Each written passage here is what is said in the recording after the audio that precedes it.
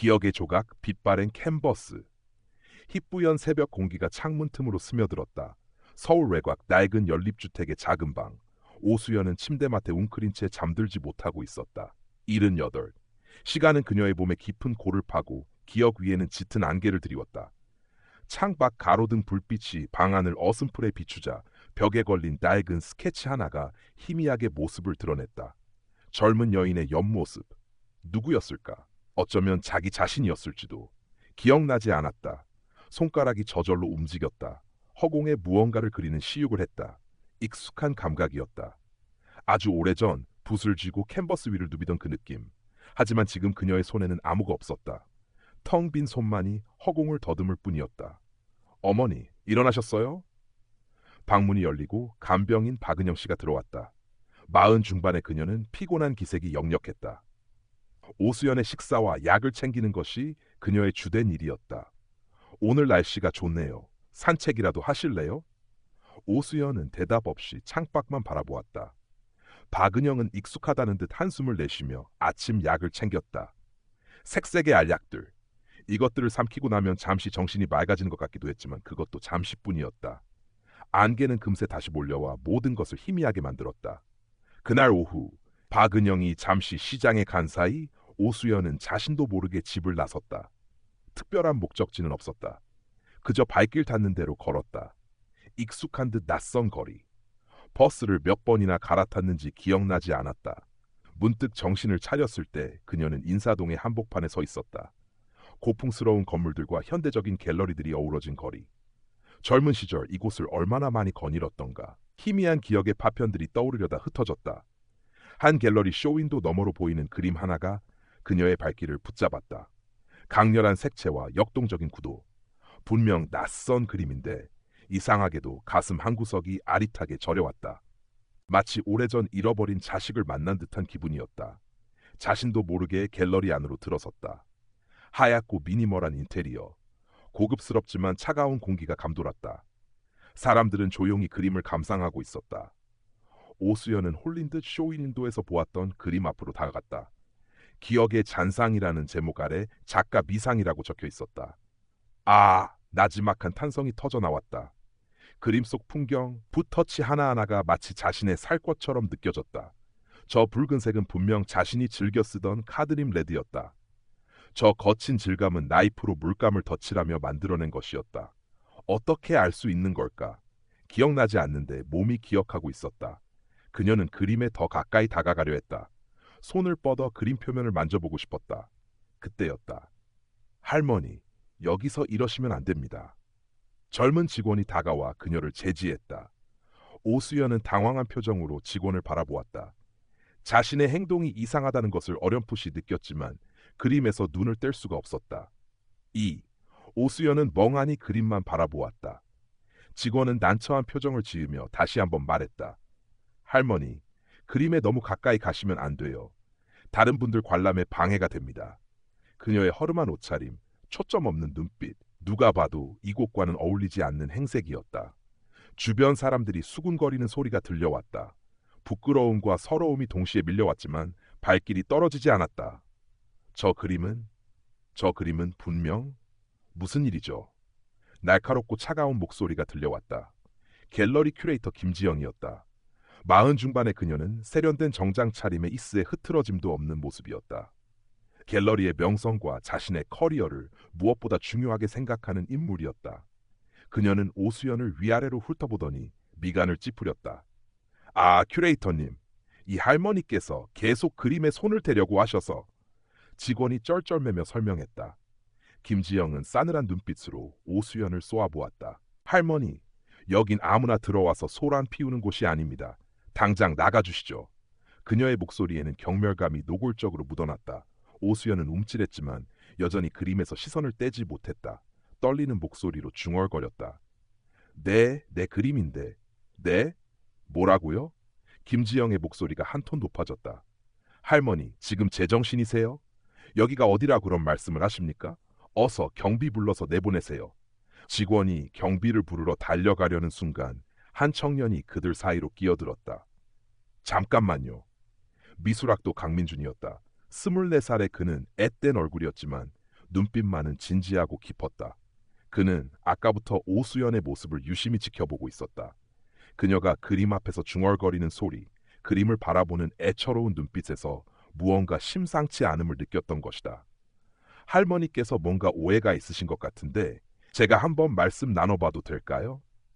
김지영은 못마땅한 표정을 지었지만 주변에 시선도 있고 해서 마지못해 고개를 끄덕였다. 5분 들이죠. 그 안에 해결 못하면 경비 부를 겁니다. 강민주는 부드러운 목소리로 오수연에게 말을 걸었다. 할머니, 이 그림이 할머니 그림이라고 생각하시는 거예요? 오수연은 천천히 고개를 끄덕였다.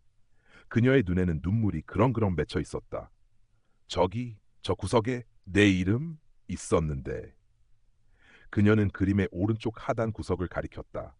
그곳에는 희미하게 무언가 지워진 듯한 흔적만 남아 있었다. 강민주는 유심히 그 부분을 살펴보았다. 김지영은 어이없다는 듯 헛웃음을 터뜨렸다. 보세요. 저 할머니 완전히 노망나셨다니까요. 저 그림은 원래 작가 미상으로 입수된 겁니다. 무슨 이름이 있다는 거예요? 하지만 할머니, 혹시 그림에 대해 더 기억나는 거 있으세요? 예를 들면 언제 그리셨는지, 아니면 이 그림에 얽힌 이야기 같은 거요. 강민준의 차분한 질문에 오수연은 잠시 과거를 떠올리려는 듯 눈을 감았다. 희미한 기억들이 안개 속에서 떠다녔다. 색이 바랬네. 원래는 더 붉었는데. 그녀가 중얼거렸다. 저기 저 붓터치. 그때 내가 얼마나 울면서 그렸는데. 그녀의 목소리는 슬픔으로 가득 차 있었다. 김지영은 더 이상 참을 수 없다는 듯 소리쳤다. 이제 그만하시죠. 강민준 씨도 더 이상 저런 망상에 어울려주지 마세요. 당장 저 할머니 끌어내. 결국 오수연은 직원들에게 이끌려 갤러리 밖으로 쫓겨났다. 힘없이 길바닥에 주저앉은 그녀의 어깨가 가늘게 떨리고 있었다. 강민주는 착잡한 심정으로 그 모습을 바라보았다. 단순한 치매 노인의 망상으로 치부하기에는 그녀의 눈빛과 목소리에 담긴 절실함이 너무나 강렬했다. 그리고 그림에 지워진 듯한 서명 흔적, 작가 미상이라는 딱지. 어쩌면 정말로 이 그림 뒤에는 숨겨진 이야기가 있는 건 아닐까. 3. 다음 날부터 오수연은 매일같이 갤러리를 찾아왔다. 박은영 몰래 집을 나서는 것은 이제 익숙한 일이 되었다. 그녀는 갤러리 문이 열리기를 기다렸다가 가장 먼저 들어가 기억의 잔상 앞에 섰다. 아무 말 없이 그저 하염없이 그림만 바라볼 뿐이었다. 때로는 희미하게 미소를 짓기도 했고 때로는 눈물을 글썽이기도 했다. 김지영은 골치가 아팠다. 저 노망난 할머니 때문에 갤러리 분위기만 해친다고 생각했다. 직원들에게 오수연이 들어오지 못하게 막으라고 지시했지만 그녀는 어떻게든 틈을 비집고 들어와 그림 앞에 버티고 섰다. 정말 지긋지긋하네. 저 할머니 요양원에라도 연락해서 다시는 못 나오게 해야겠어요. 김지영의 짜증 섞인 목소리를 들으며 강민준의 고민은 깊어졌다. 그는 틈틈이 오수연에게 말을 걸어보려 했지만 그녀는 대부분 멍하니 있거나 엉뚱한 대답만 할 뿐이었다. 하지만 가끔 그림에 대한 이야기를 할 때면 놀랍도록 명료한 기억을 드러내기도 했다. 저 산은 내가 20살 때 갔던 설악산이야. 그때 참 추웠지. 이 그림 그릴 때 창밖에 목련이 하얗게 피었었어. 바람 불면 꽃잎이 눈처럼 날렸지. 강민주는 그녀의 말을 하나하나 기록하기 시작했다. 그리고 도서관과 인터넷 아카이브를 뒤지며 오수현이라는 이름의 화가를 찾기 시작했다. 하지만 쉽지 않았다. 1960년대, 70년대에 활동했던 여성 화가들의 기록은 생각보다 많지 않았고 그나마도 대부분 남성 중심의 미술사에서 소외되어 있었다. 그러던 중 우연히 낡은 미술 잡지 한 귀퉁이에서 작은 기사를 발견했다. 주목받는 신예 여성 화가 오수연, 강렬한 색채와 독창적 화풍이라는 제목이었다. 기사에는 젊은 시절 오수연의 흑백 사진과 함께 그녀의 작품 몇 점이 소개되어 있었다. 그중 하나가 기억의 잔상과 놀랍도록 유사한 구도와 분위기를 가지고 있었다. 심장이 거세게 뛰기 시작했다. 강민주는 떨리는 손으로 잡지를 들고 오수연에게 달려갔다. 그녀는 여전히 갤러리 그림 앞에 서 있었다. 할머니, 이 사진 좀 보세요. 이 사람 할머니 맞으시죠? 오수연은 강민준이 내민 잡지를 한참 동안 들여다보았다. 사진 속 젊은 여성, 낯설지만 어딘가 익숙했다. 그녀의 눈동자가 가늘게 떨렸다. 나인가? 네, 할머니. 그리고 이 그림, 할머니 그림 맞죠? 그녀는 사진과 그림을 번갈아 보더니 갑자기 울음을 터뜨렸다. 서럽고도 기쁜 복잡한 감정이 뒤섞인 울음이었다. 맞아, 내 그림이야. 내가 그린 거야. 그 순간 김지영이 그들 앞에 나타났다. 그녀는 강민준이 들고 있는 낡은 잡지를 경멸 어린 시선으로 쳐다보았다. 강민준 씨, 지금 뭐 하는 겁니까? 저런 낡은 잡지 쪼가리 하나 들고 와서 뭘 증명이라도 하겠다는 거예요? 저 할머니가 과거에 그림 좀 그렸다고 해서 이 그림이 저 할머니 거라고 단정할 수 있습니까? 하지만 큐레이터님, 이 기사와 그림의 유사성을 보세요. 그리고 할머니께서 말씀하신 그림에 대한 세부적인 묘사? 치매 노인의 망상일 뿐입니다. 강민준 씨, 더 이상 이 일에 관여하지 마세요. 이건 우리 갤러리의 문제입니다. 그리고 할머니, 이제 정말 더 이상은 못 참겠습니다. 경비, 이 할머니 당장 끌어내세요. 김지영의 고함 소리와 함께 경비원들이 다가와 오수연의 팔을 거치게 잡아 끌었다. 오수연은 저항했지만 노쇠한 그녀의 힘으로는 역부족이었다. 강민주는 분노했지만 아무것도 할 수 없었다. 그저 무력하게 그 모습을 지켜볼 수밖에 없었다. 집으로 돌아온 오수연은 그날 밤 심하게 앓았다. 열이 펄펄 끓고 헛소리를 했다. 박은영은 밤새 그녀 곁을 지키며 물수건을 갈아주었다. 창밖은 칠흑 같은 어둠에 잠겨 있었다. 박은영은 문득 오수연이 불쌍하다는 생각이 들었다. 저렇게까지 그림에 집착하는 이유가 뭘까? 정말로 저 그림이 그녀의 것이라면 얼마나 억울할까? 하지만 치매 노인의 말을 누가 믿어줄까? 강민주는 포기하지 않았다. 그는 오수연 할머니의 말이 진실이라고 믿었다. 낡은 잡지 기사만으로는 부족했다. 더 확실한 증거가 필요했다. 그는 주말마다 국립중앙도서관과 미술자료실을 드나들며 1960, 70년대 미술 관련 자료들을 샅샅이 뒤졌다. 당시 활동했던 원로 작가들에게 수소문해보기도 했지만 오수현이라는 이름을 기억하는 사람은 거의 없었다. 마치 그녀의 존재 자체가 역사 속에서 통째로 지워진 것 같았다. 그러던 어느 날 한 미술평론가의 오래된 저서에서 뜻밖의 단서를 발견했다. 잊혀진 천재들, 시대를 앞서간 여성 화가들이라는 챕터였다. 그곳에 오수연의 이름과 함께 그녀의 작품 설악의 기억이 짧게 언급되어 있었다. 설악의 기억은 기억의 잔상과 동일한 작품으로 보였다. 책에는 오수연이 젊은 시절 개인전을 열었으나 주목받지 못했고 이후 활동이 뜸해지면서 사람들의 기억 속에서 잊혀졌다는 내용이 적혀 있었다. 강민주는 그 책을 들고 곧장 당시 오수연의 개인전이 열렸던 작은 화랑의 기록을 추적했다. 다행히 그 화랑은 아직까지 명맥을 유지하고 있었고 창고 깊숙한 곳에서 먼지 쌓인 당시 전시 도록을 찾아낼 수 있었다. 도록 표지에는 오수연 개인전이라는 글자와 함께 기억의 잔상 그림이 흑백으로 인쇄되어 있었다. 그리고 작품 목록에는 기억의 은사 뮤메즈 신구 72 Oil on Canvas 100바 80cm 오수연소이라고 명확히 기재되어 있었다. 심장이 터질 것 같았다. 이것이야말로 결정적인 증거였다. 강민주는 도록을 품에 안고 갤러리로 달려갔다. 마침 그날은 갤러리에서 VIP 고객들을 초청하는 특별 전시회가 열리는 날이었다. 입구는 화려한 꽃장식과 고급스러운 다과로 꾸며져 있었고 정장을 차려입은 사람들이 삼삼오오 모여 담소를 나누고 있었다. 김지영은 그들 사이를 오가며 특유의 비즈니스 미소를 짓고 있었다. 강민주는 김지영에게 다가가 도록을 내밀었다. 큐레이터님, 이걸 좀 보십시오. 오수연 할머니께서 말씀하신 게 모두 사실이었습니다. 이 그림은 명백히 오수연 할머니의 작품입니다. 김지영은 강민준이 내민 낡은 도록을 마지못해 받아들였다. 그녀의 얼굴에 당황한 기색이 스쳤지만 이내 냉정을 되찾고 차갑게 말했다. 이런 낡은 도록 하나로 뭘 어쩌라는 거죠? 수십 년 전 자료가 지금 무슨 의미가 있습니까? 어쩌면 동명이인일 수도 있고 아니면 그때였다. 행사장 한쪽 구석에서 작은 소란이 일어났다. 오수연이었다. 그녀는 어느새 경비원들의 눈을 피해 행사장 안으로 들어와 기억의 잔상 그림 앞으로 다가가고 있었다. 사람들의 시선이 일제히 그녀에게 쏠렸다. 저 할머니 또 왔네. 김지영이 질색하며 소리쳤다. 어서 저 할머니 끌어내요. 오늘 같은 중요한 날 망치게 할 셈이야? 경비원 2명이 오수연에게 달려들었다. 오수연은 그림 앞을 떠나지 않으려 버텼다. 그녀의 눈에는 절박함이 가득했다. 내 그림이야. 건드리지 마. 저기 서명이. 그녀는 떨리는 손으로 그림의 오른쪽 하단을 가리켰다. 하지만 그곳은 여전히 희미한 흔적만 남아있을 뿐이었다. 사람들은 수군거렸고 몇몇은 불표정을 지었다. 김지영은 이마를 짚으며 고개를 저었다. 바로 그 순간 오수연이 갑자기 무언가 떠오른 듯 외쳤다. 뒷면! 그림 뒷면에 내가 직접 새겼어. 내 딸 이름 수선화라고. 그녀의 목소리는 뜻밖에도 또렷하고 힘이 있었다.